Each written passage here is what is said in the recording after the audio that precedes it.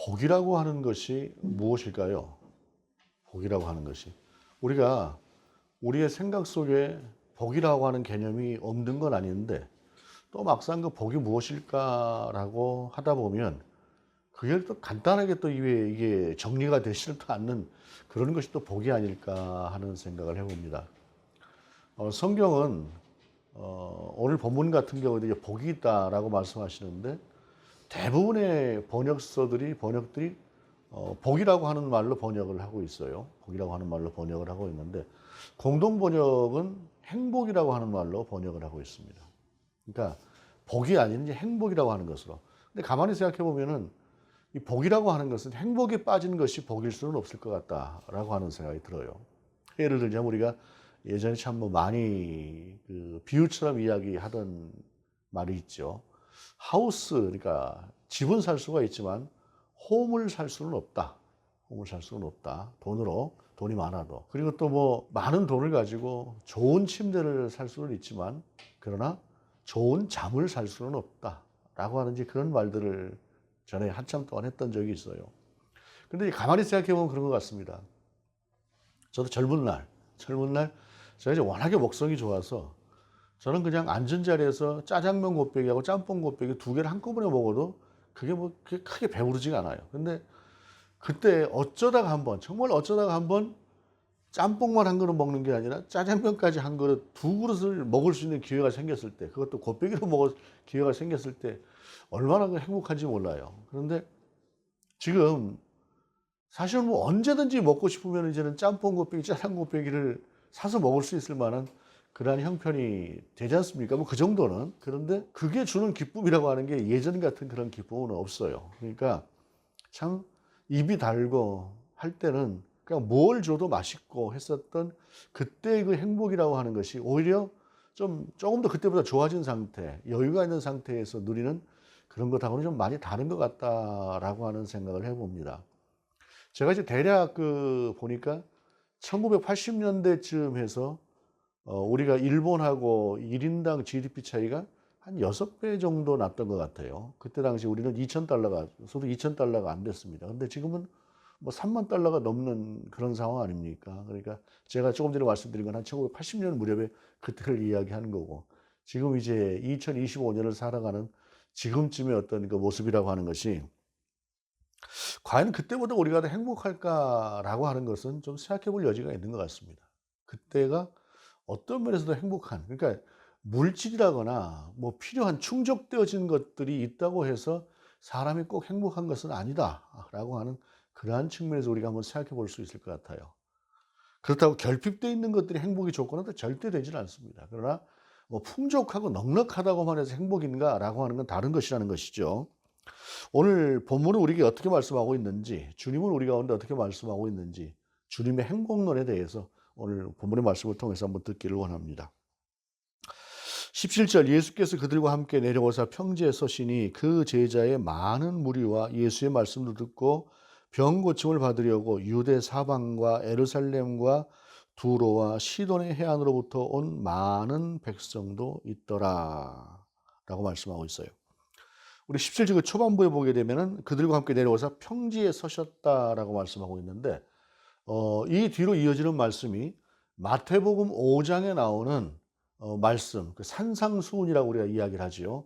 그 말씀과 상당히 그 유사한 비슷한 그런 말씀들이 많아요. 그러니까 이것은 그때 당시 주님께서 주셨던 말씀을 마태는 마태 입장에서 썼고 누가는 누가 입장에서 썼을 것이다라고 생각을 합니다. 그런데 왜 하나는 산상수훈이고 이 본문에 있는 것은 평지에 서셨다 해서 평지 설교일까라고 생각해 보게 되면은 우리 주님께서 산에 올라가셨다가 내려오셔서 그러니까 중간쯤 되시는 것 같아요. 산 초입이 된다거나 그때쯤에서 좀 평평한 곳에서 아무리 사람들하고 이야기하려면은 뭐 경사가 높이지고 하는 그런 산보다는 산이라고 해도 좀 평평한 곳에서 하셔야 되지 않았겠어요? 그러니까 평지에 서셨다라고 하는 건 그런 의미가 있고, 또 마태의 입장에서 볼 때는 어찌됐든 산의 초입이라고 할지라도 그곳이 산이니 산에서 말씀하셨다라고 하는 그런 말씀을 주셨던 것 같아요. 그러니까 똑같은 상황을 보고도 누군가는 산이라고 이야기하고 누군가는 평지였다고 이야기를 하는 것.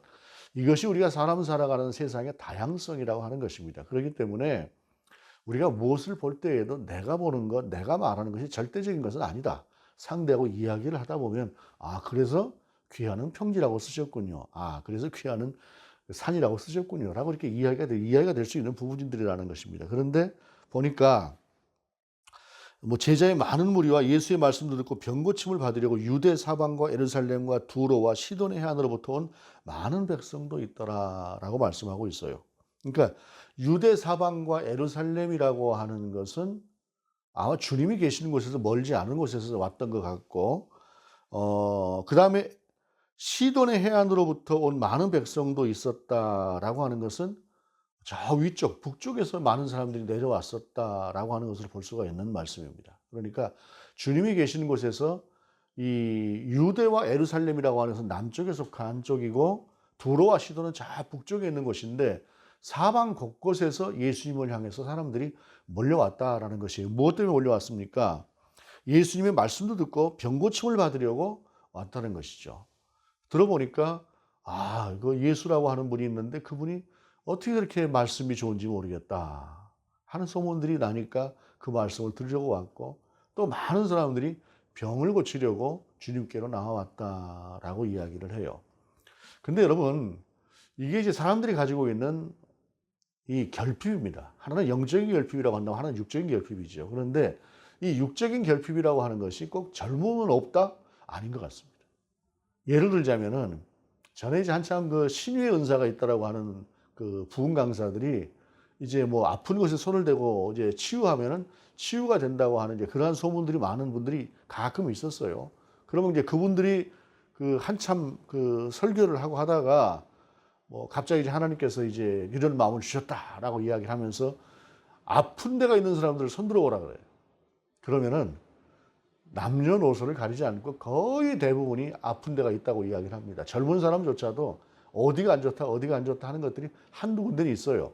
그러니까 상대적으로 손을 안 들고 그런 이야기를 안 하다 뿐이지 모든 사람들은 다 결핍의 부분이 있습니다. 설사 건강하다고 해도 영적으로 건강하고 심적으로 건강해요. 그러니까 주님께 나와서 무엇인가를 좀 얻어가려고 고침을 받으려고 사람들이 그렇게 왔다라는 것이에요. 그랬을 때에 더러운 귀신에게 고난받는 자들도 고침을 받은지라 온 무리가 예수를 만지려고 힘쓰니 이는 능력이 예수께로부터 나와서 모든 사람을 낫게 함이로라. 그러니까 수많은 결핍을 가진 사람들이 주님 앞에 몰려 들어왔어요. 어쩌면 그들이 좀 재정적인 여유가 있는 사람들이었다고 한다면 의원을 찾아갔을지도 모릅니다. 그런데 의원을 찾아갈 형편도 안 되고 무엇인가를 채울 만한 그러한 상황이 안 되는 정말 많은 결핍을 안고 있는 그러한 사람들이 주님께로 몰려왔을 때에 그때 주님께서 말씀하시는 것이 20절 보게 되면 예수께서 눈을 들어 제자들을 보시고 이르시되 너희 가난한 자는 복이 있나니 하나님의 나라가 너희 것이며 라고 말씀하십니다. 여러분, 이게 주님께서 이제 말씀을 하셨으니까 가난한 사람이 복이 있다라고 하는 말을 우리가 그렇겠지요? 라고 하고 받는 것이지, 만일 그렇지가 않은 상태에서 다른 누군가가 가난한 게 복입니다 라고 이야기를 하면 말 같지도 않은 소리 하지 마라, 그렇게 이야기를 했을지도 모를 것 같습니다. 여러분, 가난한 게 복이다. 더군다나 오늘 본문에서 사용하고 있는 가난이라고 하는 헬라어 푸토코이라고 하는 단어는 그냥 상대적으로 없는 정도를 이야기하는 것이 아니라 절실하게 가난한 상태를 이야기하는 것입니다. 정말로 극심하게 가난한 그런 상태를 이야기하고 있는데, 여러분, 극심하게 가난한 상태가 어떻게 복이 되는가요? 이건 사실은 말이 안 되는 이야기입니다. 여러분, 가난해 본 기억이 있으신 분들은 가난이 뭔가를 이해하실 수 있을 거예요. 가난이라고 하는 것이 주는 여러 가지의 그 제한된 것들이 참 많이 있습니다. 그러니까 보통만 살아도 그냥 쉽게 할 수 있는 것을 가난하기 때문에 하지 못하는 그러한 것들이 상당히 많아요. 가난이라고 하는 것은 그런 것입니다. 그렇기 때문에 가난은 사람을 위축시키고 활발하게 하지 못하고 여러 가지 면에서 사람을 제한되게 만드는 것들, 제한만 되는 것이 아니라 가장 필요하다고 하는 정말로 필수불효한 그런 것들조차도 때로는 하지 못하는 그런 상황 같은 경험하게 되는 것이 가난입니다. 우리가 1960년대 정도만 해도 뭐 70년대에도 뭐 좀 그런 면들이 있었지만 1960년대만 해도 정말로 보릿고개라고 하는 것들이 있어서 봄에 그 춘 공기가 다가오는 그때 되고 하면은 정말로 먹을 것이 없어 씨는 뿌려야 되고 하는 그런 상황에서 씨앗을 먹을 수 없는 것이고 그렇게 그 고달픈 시간들을 보내야 되는 그러한 시기도 우리가 있었고 그러다 보니까 뭐 나무 껍질을 벗겨 먹었던 그러한 시대도 있었던 것들이 한 반세기 전까지는 그런 비슷한 일들이 좀 있었다라고 하는 것이에요. 그러니까 그런 핍절한 상태를 살고 있는 사람들에게 가난한 자들은 복이 있다. 하나님의 근데 그렇게 이야기를 해요. 뭐 때문에? 하나님의 나라가 너희 것이다 라고 말씀하시는 것이죠.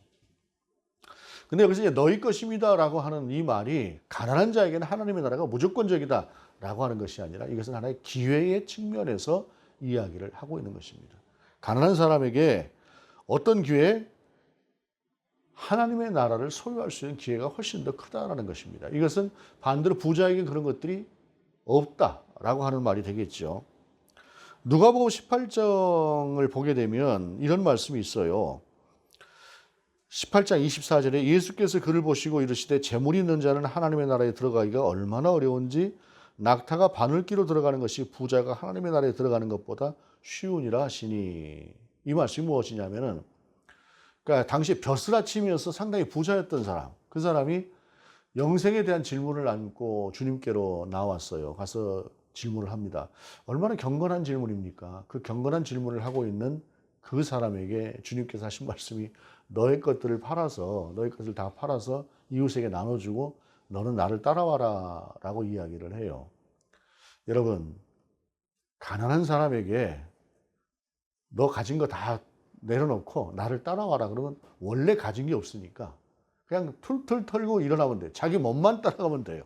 그런데 부자는 너 가진 거 다 정리하고 나를 따라오라고 하니까 그게 너무 많은 거예요. 이런 면에 있어서 가난한 사람이 갖는 어떤 기회라고 하는 것들이 훨씬 더 많다라고 하는 것을 이야기하는 것입니다. 그런데 이제 이것을 가지고 사람이 이제 오해할 수 있잖아요. 가난하면은 이제 뭐 기회도 많고 가난한 사람은 뭐 천국 갈 수 있대라고 하는 말로 오해가 될 수 있을 수도 있어요. 그러다 보니까 마태는 뭐라고 이 말씀을 전하고 있느냐면은 심령이 가난한 자는 복이 있나니 천국이 저희 것이며 라고 이야기를 했어요. 그러니까 원래는 가난한 자가 복이 있다라고 말씀하시는 것들이 맞는 말씀이라고 생각이 됩니다. 그런데 그때 당시에 주님께서 가난한 자가 복이 있다라고 하셨던 것은 지금 당신 앞에 나와 있는 그 수많은 가난한 사람들, 그 힘들고 어려운 사람들, 지쳐있는 사람들, 그 사람들을 향해서 하나님의 나라를 그들에게 선포하시면서 그 하나님의 나라를 너희는 훨씬 더 가기 쉽다라고 하는 위로의 말씀으로 그들에게 던졌던 것이 바로 이런 말씀이다라고 이해를 할 수가 있을 것입니다. 그런데 그 말씀을 이제 가난은 곧 천국이다라고 하는 것으로 말로 혹시 오해할 수 있을 것 같아서 마태는 심령이 가난한 자는 복이 있나니 라고 하지 않았을까라고 하는 생각을 해봅니다. 실제로 그렇지요. 가난하면서도 그 마음이 완악하고 하나님을 향해서 열려있지 않으면은 그 사람은 이 땅에서도 가난하게 살 뿐만 아니라 천국에서도 소유할 수가 없는 가장 불행한 사람이라고 할 수 있겠지요. 뭐 물론 반대의 경우 부자이면서도 그 심령이 가난하고 하나님을 향해 열려있고 한다고 한다면 그 사람은 가장 복된 사람일 것이다 라고 할 수가 있을 것입니다. 그러면서 가난한 자는 복이 있다 천국이 너희 것이다 라고 하면서 이어지는 말씀이 지금 줄인 자는 복이 있나니 너희가 배부름을 얻을 것이요 지금 우는 자는 복이 있나니 너희가 웃을 것이며 라고 말씀하고 있습니다. 가난하니까 지금 줄여야 되잖아요. 굶주려야 되지 않습니까? 가난하니까 힘이 없어요. 그러다 보니까 우울 기회, 억울한 기회도 많이 있을 수 있다는 것이죠. 그러나 하나님의 나라가 너희 것일 때에 그때 너희가 배부를 것이다. 그리고 그때는 너희가 위로를 받을 것이다. 그 속에서 그러니 너희는 하나님의 나라를 바라보고 나아가라 라고 하는 것이 오늘 본문 속에서 주시는 가난한 자가 복이 있다 라고 하는 것의 의미다 라고 할 수가 있을 것입니다. 이어지는 말씀 22절에 보게 되면 인자로 말미암아 사람들이 너희를 미워하며 멀리하고 욕하고 너희 이름을 악하다 하여 버릴 때는 너희에게 복이 있다라고 말씀하십니다. 인자라고 하는 것은 주님이죠. 주님을 믿음으로 말미암아 주님을 따르는 제자로 삶으로 말미암아 사람들에게 사람들이 미워하고 멀리하고 욕하고 악하다고 버리고 하는 이러한 상태가 된다라고 하는 것은 사실은 본문이 쓰여졌던 우리 주님이 말씀하셨던 그때 당시를 이야기한다라기보다는 누가가 오늘 본문의 말씀을 기록하고 있었던 당시의 상황을 더 반영하고 있는 것이 아닌가 생각을 합니다. 왜냐하면 주님 당시에 예수님 때문에 이렇게 크게 미움을 받았다거나 하는 그런 상황은 아닐 텐데 주님 이후로 누가가 복음서를 기록했을 무렵 우리 주님 십자가에 달리시고 죽으시고 부활하신 지 수십 년이 지난 때에는 예수님을 믿는다는 것으로 그것 자체로 굉장한 핍박들을 받았기 때문입니다. 그런데 이제 주님 당시에도 물론 주님을 핍박하는 세력들이 있었기 때문에 적용될 수 있는 말씀이지만 그러나 그것이 더 구체적으로 적용되었던 것은 아마 본문을 기록할 당시였을 것이다라는 것이죠. 그런데 어찌되었든 주님 때문에 고통을 받는다라고 하는 사람들, 그럴 때 그들에게 복이 있다라고 말씀하시면서 23절에 그날에 기뻐하고 뛰놀라 하늘에서 너희 상이 큼이라. 그 힘든 순간 그것 때문에 그렇게 견디고 주님을 위해서 살아냈던 사람들에게 주어질 상이 클 것이기 때문에 그날에 기뻐하고 뛰놀라라고 말씀하시는 이 말씀은 보다 더 능동적인 상태로, 가난이라고 하는 것은 수동적이죠. 어쩔 수가 없는 상태에서 열려있는 기회, 너희들이 가난하지만 그러나 너희는 열려있지 않느냐 부자들에 비해서 라고 하는 이 말씀으로 이루어졌다고 한다면 오늘 본문 주님으로 인해서 받는 고난이라고 하는 것은 보다 더 능동적이고 실제적으로 보상이 주어지는 그러한 것들에 대해서 주님께서 말씀하시는 것이죠. 하나님의 나라를 보상으로 받을 것이다 라고 하는 것입니다. 우리가 잘 아는 마태복음 13장의 천국 비유에 보게 되면 밭에 감추인 보화와 값진 진주에 대한 비유가 있습니다. 어떤 사람이 이제 소작이라고 생각이 되죠. 소작농으로서 남의 밭을 갈고 있는데 그 속에서 굉장히 값진 보화를 하나 발견을 했어요. 그러면은 어떻게 해서든지 자기가 가졌던 모든 것들을 다 동원해서 빚을 내서라도 그 밭을 살 것이다라는 것입니다. 왜냐하면 밭을 사게 되면 그 밭이 자기 것이고 거기에 묻혀있던 보화가 자기 것이 될 거니까. 뭐 오늘날 생각해 보게 되면 남의 밭을 그렇게 정직하지 못하게 이렇게 생각도 될 수 있으나 원래 이스라엘은요, 땅을 사고 팔지 말라고 우리 하나님께서 말씀하셨어요. 그런데 어쩔 수 없이 매매가 되다 보니까 그 밭이라고 하는 것이 이 사람 저 사람에게서 옮겨 다니면서 이 사람들 정서 속에는 그 사람이 지금 당장 그 밭을 소유하고 있으나 그 소유권이라고 하는 것이 완전하게 100%그 사람의 것은 아닌, 원래는 하나님께서 땅이라고 하는 것을 매매하지 말라고 하셨던 것이므로 원래부터 이 사람 것은 아니다라고 하는 정서가 있는 거예요. 그러니까 지금 우리 정서하고는 다른 것입니다. 그렇기 때문에 그 밭을 사서 우리가 이런 말을 하지 않습니까? 팔자를 고친다. 팔자를 고칠 만큼 큰 보물이 있을 때는 그 밭을 사지 않겠느냐라고 말씀하는 거예요. 값진 진주 얘기도 그렇습니다.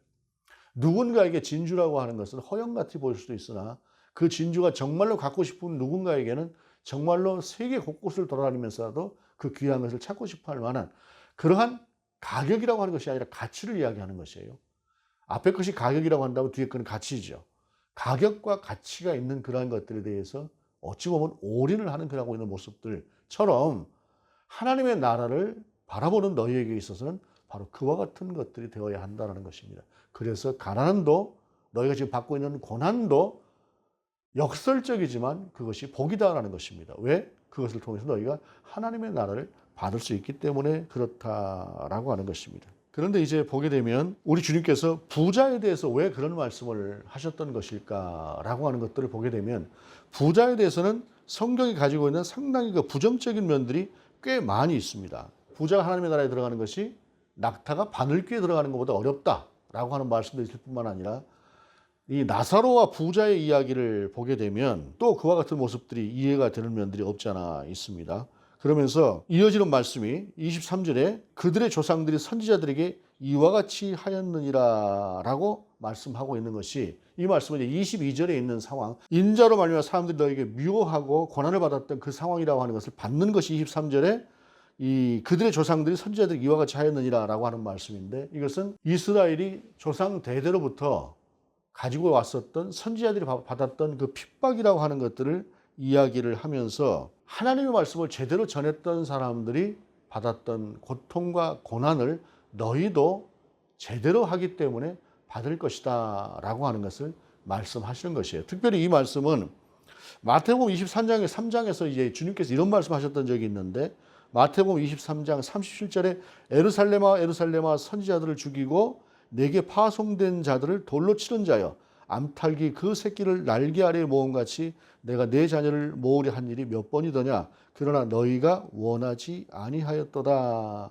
라고 말씀하시면서 악하게 선한 것을 대적하고 있는 자들을 향해서 말씀하고 있는 것입니다. 그러면서 선하게 살고자 하고 주님의 뜻대로 살고자 하는 사람들에게 닥치는 고통과 고난이라고 하는 것은 어찌 보게 되면 지금의 시대에만 있었던 것이 아니라 과거의 시대도 있었던 것이다 라고 하는 것을 주님은 말씀하시는 것이죠. 이어지는 말씀 24절에 그러나 화 있을지언 너희 부요한 자여 너희는 너희의 위로를 이미 받았도다 라고 말씀하고 있습니다. 좀 충격적인 말씀입니다. 여러분 우리가 생각할 때 복이라고 하는 것은 부요한 자가 복이에요. 사실 가난한 자보다는. 그렇지 않습니까? 부요하고 넉넉하고 이것은 구약에서도 말씀하고 있는 일관적으로 말씀하고 있는 복이 바로 물질의 복과 관계가 없지 않습니다. 아브라함을 주님께서 불러내셨을 때 나중에 아브라함이 거부가 돼가요. 아브라함의 아들 이삭 그리고 이삭의 아들 야곱이 그 풍찬 노숙하면서 외삼촌 집에 가 있다가 돌아오게 될 때 그가 부자가 돼서 거부가 돼서 돌아와요. 솔로몬이 은을 뭐 돌처럼 이렇게 썼다고 하는 것도 그게 부요함이라고 하는 것에 대해서 분명히 성경은 그가 그렇게 큰 복을 받았다라고 이야기를 하는 것이에요. 그러니까 넉넉하다, 부요하다라고 하는 것은 분명한 복인데 왜 본문은 화 있을지언정 너희 부요한 자여 너희는 너희 위로를 이미 받았도다라고 이야기를 하고 있을까요? 이것은 이때 당시 사회적 배경, 사회적 분위기라고 하는 것이 대단히 중요합니다. 예를 들자면 우리 주님께서 누가복음 16장 19절 이하에서 보게 되면 부자와 나사로 이야기를 하지요. 부자와 나사로 이야기를 하고 있는데 그 이야기가 뭡니까? 한 부자가 호화로운 생활을 하고 있었어요. 근데 나사로라고 하는 사람은 굉장히 가난했어요. 이 가난한 나사로는 부자의 상에서 떨어지는 것을 먹고 살았어요. 근데 어느 날 부자가 죽고 나사로도 죽었어요. 가서 봤더니 부자는 지옥에 가 있고 나사로는 천국에 가 있어요. 그런데 왜? 아무 이유도 없어요. 우리가 설명하지 않습니다. 가난했던 나사로는 부자가 천국에 갔고 부자는 천국에 들어가지 못했을까요? 그 본문을 살펴보게 되면 이유는 하나밖에 없습니다. 부자는 부자인 상태에서 누릴 것을 충분히 누렸고 나사로나 가난한 사람들을 향해서는 전혀 관심이 없었던 그러한 삶을 살았던 것이다 라고 하는 것을 그 본문을 통해서 발견할 수 있습니다. 즉 부자라고 하는 것은 소극적인 의미에서 남을 돌보지 않고 자기만 생각하는 사람들이 이때 당시에 부자들의 모습이었다라고 하는 생각을 하게 되는 것이에요. 그렇기 때문에 그런 부자들은 화가 있을 것이다 라고 하는 것을 말씀하고 있는 것입니다. 이때 당시에 부자들이 자기밖에 모르는 삶을 살고 있었다라고 하는 것을 시대적인 배경 속에서 전제하고 볼 수밖에 없는 것이다라는 것이죠. 사실은 우리 그리스도인들이요, 나눈다, 뭔가 좀 평등하다라고 하는 이야기를 할 때에는 자꾸 그것을 어떤 뭐 사회주의적이니 공산주의적이니 이런 말씀으로 받아들이고 오해를 하는 사람들이 많이 있습니다만은 나눔과 섬김이라고 하는 것은 사실은 주님께서도 일관되게 말씀하셨던 것이고 구약에서 쭉 내려왔던 일관된 하나님의 말씀입니다. 내가 벌어서 내가 잘 살겠다고 하는데 이것은 전혀 문제가 되지 않아요. 그런데 하나님은 거기에 한 가지를 더 원하시는 것입니다. 나누라라는 것이. 나누라라는 것. 근데 이 나누라라고 하는 것이 단순히 개인적인 것만이 아니라 이때 당시의 사회라고 하는 것이 전혀 그럴 줄을 모를 만큼 사람들이 이기적이었다는 것이죠. 한쪽에서 굶어 죽어가는 사람이 있어요. 나사로처럼. 그런데 한쪽에서는 그냥 자기만 배부른 사람이 있었다라고 하는 사실입니다. 바로 그런 상태를 이야기해요. 그런데 또 이때 당시 사회적인 분위기를 하나 살펴볼 수 있는 것은 뭐냐면 누가복음 16장에 보게 되면 14절에 바리새인들은 돈을 좋아하는 자들이라 이 모든 것을 듣고 비웃거늘이라고 말씀하고 있어요.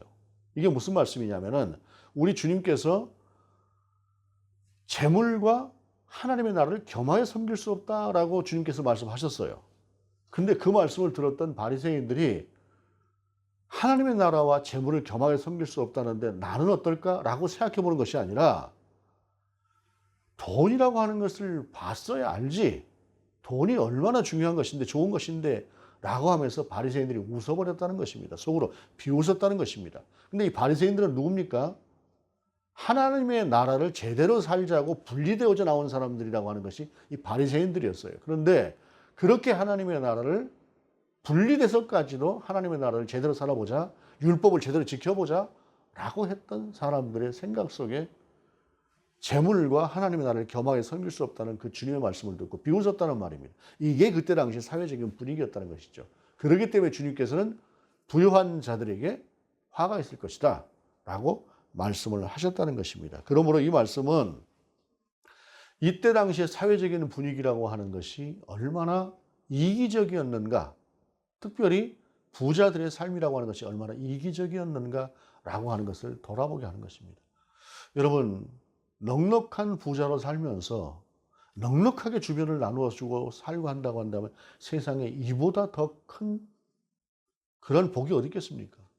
그런데 아무리 많은 것들을 가지고 있다고 해도 그것을 지키기 위해서 누군가의 것을 손해를 보게 한다거나 누군가를 힘들게 한다거나 하는 것은 이 본문의 말씀을 보게 되면 그 사람에게는 화가 있을 것이라는 것입니다.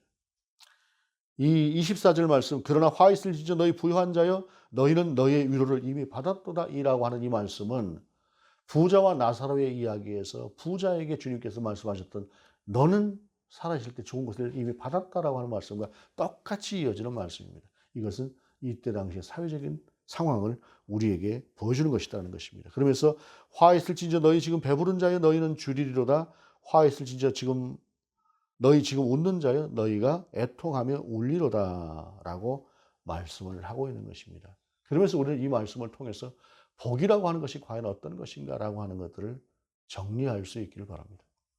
가난이 무조건 복도 아닙니다. 부유함이 무조건 화도 아닙니다. 우리는 이것을 생각하면서 정말로 주님의 뜻이 무엇인가라고 하는 것들을 생각할 줄 알아야 되는 것이죠.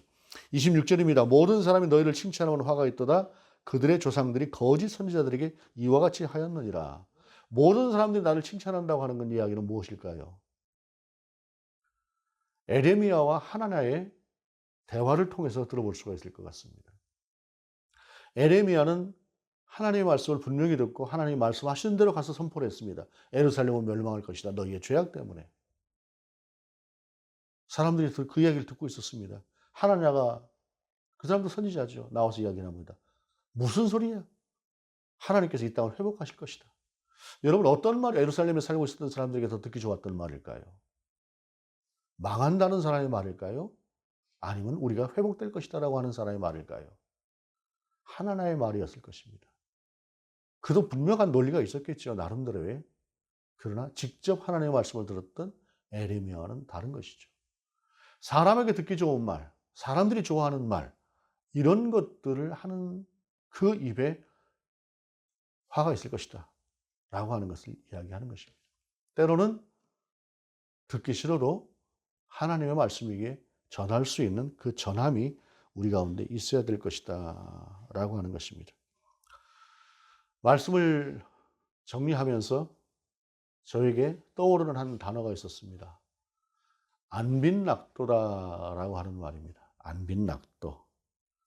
가난한 생활을 하면서도 편안한 마음으로 도를 즐겨 지킨다라고 하는 것인데 옛날에 지금은 이제 세상을 떠난 정말로 제가 사랑했던 제 친구가 즐겨 사용하는 말이었습니다. 그런데 오늘 본문은 안빈낙도를 이야기하는 것이 아닙니다. 뭐 정의롭게 살면서 가난을 즐긴다라고 하는 그런 것이 아니라 가장 실제적이고 구체적인 것입니다. 그래서 오늘 본문에서는 무엇이냐면은 가난할지라도 너희가 천국을 소유할 수 있는 사람이라면 너희는 복된 것이다. 너희가 아무리 부유할지라도 너희가 천국에서 멀어진 사람이라고 한다면 너희는 화가 있는 것이다 라는 것입니다. 결국 본문은 우리의 중심이 하나님께 있느냐 다른 것에 있느냐를 우리 가운데 말씀하는 것입니다. 그러므로 오늘 본문을 통해서 주님께서 우리 가운데 주시는 행복론이라고 하는 것은 가난과 부에 대한 말씀이 아니라 얼마나 내가 하나님의 뜻을 따라서 하나님이 원하시는 삶을 살고 있는 것인가. 그것을 구체적으로 물질이라고 하는 것, 거기에 대입을 한다고 한다면 나는 그 물질에 얼마나 매여 있는 사람인가? 자유로운 사람인가? 그리고 하나님의 도구로 하나님 우리 가운데 주신 도구로 그것을 보고 있는 것인가? 아니면 거기에 아둥바둥 매달리고 있는 것인가? 라고 하는 것으로 정리할 수 있을 것입니다. 중요한 것은 우리가 그리스도인일 때 우리의 가장 행복한 삶이라고 하는 것은 우리의 중심에 하나님의 나라를 두고 하나님과 함께 살아가는 것이라는 것입니다. 성령의 충만함으로 살아가는 삶이 바로 그런 삶이 될 것입니다.